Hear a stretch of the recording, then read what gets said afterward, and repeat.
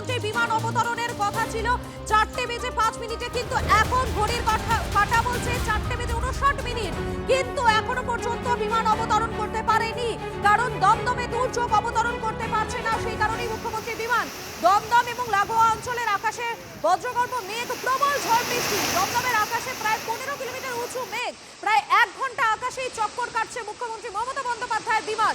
অন্ডাল থেকে দমদমের আকাশে পৌঁছেও 1 ঘন্টার বেশি সময় ধরে অপেক্ষা। আপনারা দেখুন, এই মুহূর্তে আপনাদেরকে দুটো ছবি দেখাচ্ছি। একদিকে দমদম বিমানবন্দরের যে ছবিটা, সেই ছবিটা দেখাচ্ছি যে সেখানে কি প্রবল বাতাস বইছে, সেই ছবিটা দেখুন। আর অপরদিকে এই মুহূর্তে মুখ্যমন্ত্রীর বিমান আকাশের ঠিক যে জায়গায় চক্কর কাটছে সেই জায়গার ছবি দেখাচ্ছি। দুটো ছবি দেখতে পাচ্ছেন আপনারা।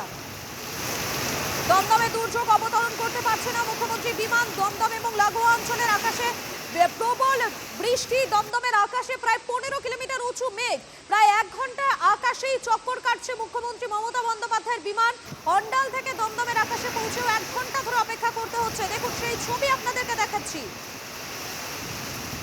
দুটো ছবি দেখাচ্ছি আপনাদেরকে। একদিকে দেখুন দমদম বিমানবন্দরের যে পরিস্থিতি, এই মুহূর্তের যে পরিস্থিতি, সেই ছবিটা দেখাচ্ছি। অপরদিকে মুখ্যমন্ত্রীর বিমান যে জায়গাতে রয়েছে সেই ছবিটা আপনাদেরকে দেখাচ্ছি। রঞ্জিত রয়েছেন আমাদের সঙ্গে, একেবারে বিমানবন্দর থেকে সরাসরি রয়েছেন। রঞ্জিত, এই মুহূর্তে বিমানবন্দরের কি ছবি, কি পরিস্থিতি সেখানে?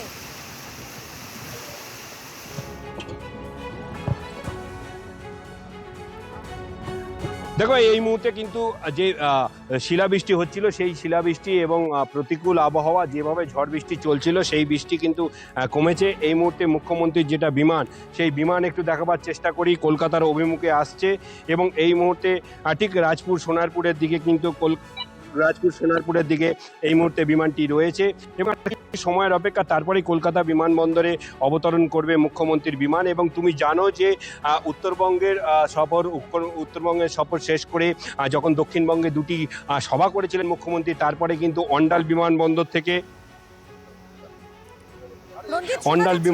থেকে কিন্তু মুখ্যমন্ত্রীর বিমান কিন্তু যখন রওনা দেয়, অর্থাৎ অন্ডাল বিমানবন্দর থেকে রওনা দেয়, তারপরে কিন্তু আকাশের মেঘ ভার এবং প্রতিকূল আবহাওয়া এবং দৃশ্যমানতা কম, সঙ্গে শিলাবৃষ্টির ঝোড়ো হাওয়া, এবং তাতেই কিন্তু মুখ্যমন্ত্রীর বিমান মাঝ আকাশে বেশ প্রায় ধরে নাও প্রায় 40 থেকে 45 মিনিট ধরে মাঝ আকাশে চক্কর খাচ্ছে এবং আর কিছু সময়ের অপেক্ষা, তারপরে কিন্তু মুখ্যমন্ত্রীর বিমান কলকাতা বিমানবন্দরে অবতরণ করবে, এমনটাই কিন্তু এটিসি সূত্র মারফত আমরা জানতে পারছি। এই মুহূর্তে মুখ্যমন্ত্রী বিমান কিন্তু রাজপুর সোনারপুরের দিক থেকে কলকাতার বিমানবন্দরের দিকে আসছে, এমনটাই কিন্তু এটিসি সূত্র মারফত জানা যাচ্ছে।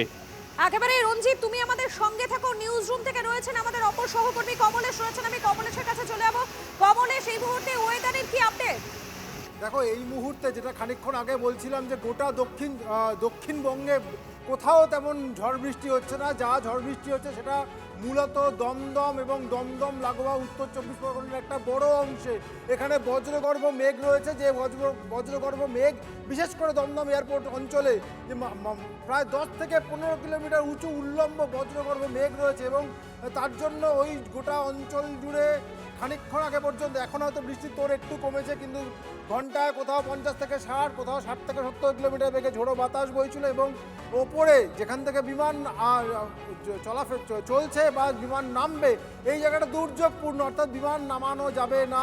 এই পরিস্থিতির জন্যই গত প্রায় 1 ঘন্টা ধরে অন্ডাল থেকে রওনা দেওয়া মুখ্যমন্ত্রীর চার্টার ফ্লাইট, সেটা দমদম বিমানবন্দরে নামতে পারেনি, বারবার চক্কর কাটছে। হয়তো একটু পরিস্থিতি অনুকূল হয়েছে, খানিকক্ষণের মধ্যে অবতরণ করবে, কিন্তু এখনো পর্যন্ত যা পরিস্থিতি একটু দেখো এই যে আমাদের দর্শক যারা এই মুহূর্তে টিভি9 বাংলার ওপারে রয়েছেন, তারা দেখুন এই যে দুর্গাপুর, এই অন্ডাল বিমানবন্দর, এখান থেকে মুখ্যমন্ত্রীর ফ্লাইট রওনা দিল, বর্ধমানের ওপর থেকে চলে এলো নদিয়ার ওপরে। এই নদিয়ার ওপরে আসার যখন এসছে, তার খানিকক্ষণের মধ্যেই হয়তো এই বিমানবন্দরে নেমে পড়তো। এই যে কলকাতা বিমানবন্দর, এখানে কিন্তু এখান থেকে খবর পাঠানো হয় যে আবহাওয়া খুব খারাপ, এখন নামা যাবে না। তাহলে বিমান একমাত্র একটা কাজই করতে পারে এই অবস্থায়, হয় অন্য কোনো বিমানবন্দরে নামবে অথবা তাকে আকাশে চক্কর কাটতে হবে। এখানে বলার পরে এই নদিয়ার আকাশে বেশ খানিকক্ষণ ধরে, বেশ কয়েকবার, এখানে এই লুপটা দেখলে বোঝা যাবে যে বিমানটা বেশ কয়েকবার চক্কর কাটার পর দক্ষিণ 24 পরগনার আকাশে চলে আসে এবং এই জায়গাটা যদি আমরা খেয়াল করি, বেশ অনেকগুলো দাগ পড়েছে। তার মানে এই বিমানটা অন্তত 3 থেকে 4 বার এই দক্ষিণ 24 পরগনার আকাশে, মানে এই ডায়মন্ড হারবার, এই জয়নগর, এই যে জোনটা, এটা দমদম বিমানবন্দর, এই অনেকটা দূরে বিমানটা চক্কর কেটে যাচ্ছে 1 বার 2 বার 3 বার। এবং এই মুহূর্তে যে আপডেট আমরা এই ফ্লাইট ট্র্যাকার থেকে পাচ্ছি এই বিমান কিন্তু আবার ডায়মন্ড হারবারের দিকে ফিরে যাচ্ছে, অর্থাৎ এখনই নামতে বেশ খানিকক্ষণ সময় লাগবে। নামার মতো পরিস্থিতি তৈরি হচ্ছে, কিন্তু আরও বেশ খানিকক্ষণ সময় লাগবে। এটা যদি খেয়াল করা যায় যে বিমানটা আবার দক্ষিণ চব্বিশ পরগনার ভেতরের দিকে চলে যাচ্ছে এবং আস্তে আস্তে আকাশ পরিষ্কার হলে এই বিমানটা মোটামুটি এই পাথ নিয়ে কলকাতা বিমানবন্দরে নামবে। কিন্তু আমরা এখনও যেটা দেখতে পাচ্ছি এই অঞ্চলটা, এটা হচ্ছে আমি রেডার চিত্র যেটা দেখতে পাচ্ছি, এই অঞ্চলটা এখনও লাল এবং হলুদ হয়ে রয়েছে, যে কারণে সল্টলেক, রাজারহাট, দমদম। তুমি আমাদের সঙ্গে থাকো, তুমি সঙ্গে থাকো আমাদের সঙ্গে এই মুহূর্তে টেলিফোন লাইনে রয়েছেন অরিন্দম দত্ত, বিমান চালক রয়েছেন আমাদের সঙ্গে। আপনাকে স্বাগত টিভি9 বাংলায়। দেখুন, প্রায় 1 ঘন্টা হতে চলল মুখ্যমন্ত্রী মমতা বন্দ্যোপাধ্যায়ের বিমান এখনো পর্যন্ত অবতরণ করতে পারেনি খারাপ আবহাওয়ার জন্য। এই পরিস্থিতিতে কিভাবে এই পরিস্থিতি মোকাবিলা করা সম্ভব? মেনলি ওয়েদার খারাপ হলে কোথাও যদি আমরা ল্যান্ড করতে না পারি, তার কিছু ইন্টারন্যাশনাল ল আছে যে আমি 15 মিনিটস হোল্ড করব, 30 মিনিটস হোল্ড করব, এগুলো কিছু ইন্টারন্যাশনাল ল আছে। যদি তার মধ্যে আমি ল্যান্ড করতে না পারি, আমার অল্টারনেটিভ কোনো একটা এয়ারপোর্ট আমার প্রথমেই সাবমিট করতে হয়। যদি আমি A to B যেতে পারছি না, সি একটা অপশনাল এয়ারপোর্ট থাকা দরকার যেখানে গিয়ে আমি ল্যান্ড করব। এখানে যা শুনলাম যে অনেকক্ষণ ধরেই এয়ারক্রাফট হোল্ড করছে, তার মানে বিপুল পরিমাণে ফিউল নিয়ে রয়েছে। But as per international law এতক্ষণ হোল্ড করাটাও খুব একটা কিন্তু সুবিধের ব্যাপার না, কোথাও গিয়ে ল্যান্ড করা উচিত। মানে যদি অন্ডালেও ল্যান্ড করা যায়, যদি ওয়েদার ঠিক থাকে, সেখানে যদি পারমিশন পায়, ইমিডিয়েট সেখানে গিয়ে ল্যান্ড করাটা খুব জরুরি। এখানে কতক্ষণ হোল্ড করবে, ওয়েদার কি খারাপ, আমি যা দেখলাম রাডারে তো পুরো রেড হয়ে রয়েছে, ইটস কোয়াইট ডেঞ্জারাস। তো আমার মনে হয় এখন পাইলট ডিসিশন নিচ্ছে। কিছু কিছু সময় প্রাইভেট চার্টারে কি হয় ম্যাডাম, এটা মানে আনঅফিসিয়ালি বলছি, সেখানে কিছু প্যাসেঞ্জারের বাধ্যবাধকতা থাকে যে আমাকে ওখানে গিয়ে নামতে হবে। বাট এটা পাইলটকেও দেখতে হবে যে আমি এতক্ষণ ধরে হোল্ড করছি কিন্তু ল্যান্ড করতে পারছি না, ফর সেফটি পারপাস এটা আমাকে কোথাও থার্ড এয়ারপোর্টে গিয়ে ল্যান্ড করতে হবে, সেটাই করে নেওয়া উচিত। ধন্যবাদ ক্যাপ্টেন আপনাকে। আপনাদেরকে আরো একবার জানাই, প্রায় 1 ঘন্টা হতে চললো দমদম বিমানবন্দরে, সেখানে অবতরণ এখনো পর্যন্ত করতে পারেনি মুখ্যমন্ত্রী মমতা বন্দ্যোপাধ্যায়ের বিমান। আমি আরো একবার নিউজ রুমে চলে যাবো, কমলেশ রয়েছেন আমাদের সঙ্গে। কমলেশ, তুমি যেমনটা বলছিলে, কল্পিতা যেটা বলছিলাম, এখনো পর্যন্ত দমদম এবং দমদম লাগোয়া উত্তর 24 পরগনার আকাশ, যে অঞ্চলের উপর দিয়ে মুখ্যমন্ত্রী চার্টার ফ্লাই করে দমদম এয়ারপোর্টে নামবে, এই অঞ্চলটা জুড়ে এখনও দুর্যোগপূর্ণ আবহাওয়া। কোথাও কোথাও ঘন্টায় 40 থেকে 50, কোথাও 50 থেকে 60, কোথাও 60 থেকে 70 কিলোমিটার বেগে দমকা বাতাস বইছে। এবং ওপরের কথা যদি আমরা ভাবি, বজ্রগর্ভ মেঘ যেটা রয়েছে, সেই বজ্রগর্ভ মেঘ অন্তত 10 কিলোমিটার উঁচু এবং কোথাও সেটা আরও একটু বেশি হয়তো, অর্থাৎ বোঝাই যাচ্ছে। এবং এই বজ্রগর্ভ মেঘের মধ্যে দিয়ে যখন বিমানটা যাবে তখন একটা টার্বুলেন্স হবে। এবং এটা কিন্তু যেটা খানিকক্ষণ আগে পাইলট বলছিলেন যে এটা কিন্তু খুব বড় বিমান নয়, ওই টার্বুলেন্সটা সহ্য করার ক্ষমতা এর তুলনায় একটু কম, যেহেতু ছোট চার্টার্ড ফ্লাইট, তাই তাকে অত্যন্ত সাবধানে পাইলটকে এখন বিমানটা ওড়াতে হচ্ছে। এবং সেই বিমান এই মুহূর্তে আমরা যেটা আপডেট দেখাতে পারি, সেই বিমান এই মুহূর্তে পৌঁছে গিয়েছে দক্ষিণ 24 পরগনার আকাশে। আরও একবার পাক খাচ্ছে, পাক খেতে খেতে মানে এই মুহূর্তে সেটা কিন্তু এখনও বিমানবন্দর অভিমুখে এগোয়নি। আমরা যেটা ফ্লাইট রেডারের এই মুহূর্তে লাইভ ট্র্যাকারে দেখতে পাচ্ছি, মুখ্যমন্ত্রীর বিমান, মুখ্যমন্ত্রীর চার্টার ফ্লাইট এখনো পর্যন্ত দমদম, এই অঞ্চলটা হচ্ছে আমাদের দর্শকদের বলবো, এই অঞ্চলটা দমদম বিমানবন্দর, এই অঞ্চলটা দমদম বিমানবন্দর, বিমানটা দক্ষিণ 24 পরগনার আকাশে, কলকাতার ঠিক এই দিকে, এটা গোটা অঞ্চলটাই দক্ষিণ 24 পরগনা, তার আকাশের উপরে বেশ কয়েকবার পাক খেয়েছে। খানিকক্ষণ আগে আমাদের কাছে খবর এসেছে, আমাদের প্রতিনিধি জানিয়েছেন যে দমদম বিমানবন্দর এটিসি জানিয়েছে মুখ্যমন্ত্রীর বিমান হয়তো কিছুক্ষণের মধ্যে নামবে। কিন্তু এই মুহূর্তে যা ট্র্যাকারে আমরা আপডেট দেখতে পাচ্ছি, এটা এখনও পর্যন্ত দমদম বিমানবন্দর অভিমুখে এগোয়নি। এই মুহূর্তের আপডেট, এটা এখনও দক্ষিণ 24 পরগনা আকাশে ঘুরে চলেছে। এবং একটি হেলিকপ্টারকেও আমরা এখানে দেখতে পাচ্ছি। এই জায়গাটা যদি জুম করা যায়, আমি ক্যামেরা পার্সনকে বলবো, এখানে একটা হেলিকপ্টারকেও আমরা দেখতে পাচ্ছি। এই হেলিকপ্টারটা বেশ খানিকক্ষণ ধরে এই দক্ষিণ 24 পরগনার আকাশে উড়ে যাচ্ছে, অর্থাৎ এটাও নামতে চাইছে কিন্তু নামার সুযোগ পাচ্ছে না। এটা হয়তো অন্য কোনো জায়গায় নামতেও পারে, কিন্তু এই চার্টার্ড ফ্লাইট তাকে কিন্তু এই দমদম বিমানবন্দরেই নামতে হবে, অথবা দূরের কোনো বিমানবন্দরে গিয়ে নামতে হবে, হয়তো অন্ডালে ফিরে যেতে হতে পারে, অথবা এর কাছাকাছি বিমানবন্দর ভুবনেশ্বরে আছে, কিন্তু কলকাতা বিমানবন্দরে নামার মতো পরিস্থিতি এখনো তৈরি হয়নি। তার কারণ এই বিমানটা কিন্তু এই দিকে, অর্থাৎ এই দিকে না গিয়ে এই অঞ্চলটার উপরই পাক খেয়ে যাচ্ছে। পরিস্থিতি খুব একটা এখনো পর্যন্ত অনুকূল হয়নি। তার কারণ আমরা আলিপুর আবহাওয়া দপ্তরের আমাদের দর্শকদের বলবো যে আমাদের কলকাতায় নিউ সেক্রেটারিয়েট বিল্ডিং যেটা, তার উপর দেখবেন এত বড় একটা বল রয়েছে, একটা সাদা রঙের বল। ওই বলটা কিন্তু কোনো প্রতীকী ফুটবল নয়, ওটা হচ্ছে একটা রেডার, ওটা রেডার যন্ত্র। নিউ সেক্রেটারিয়েটের মানে গঙ্গার ঠিক পাশেই যে অফিসটা, দেখবেন এত বড় একটা সাদা বল রয়েছে। ওই সাদা বলটা হচ্ছে রেডার, একটা যন্ত্র। ওই যন্ত্রের মধ্যে দিয়ে আবহাওয়াবিদরা দেখতে পান যে কোথায় কেমন মেঘ রয়েছে। সেই একেবারে কমলেশ আমি আবারও আসছি তোমার কাছে। এই মুহূর্তে রঞ্জিত রয়েছেন আমাদের প্রতিনিধি।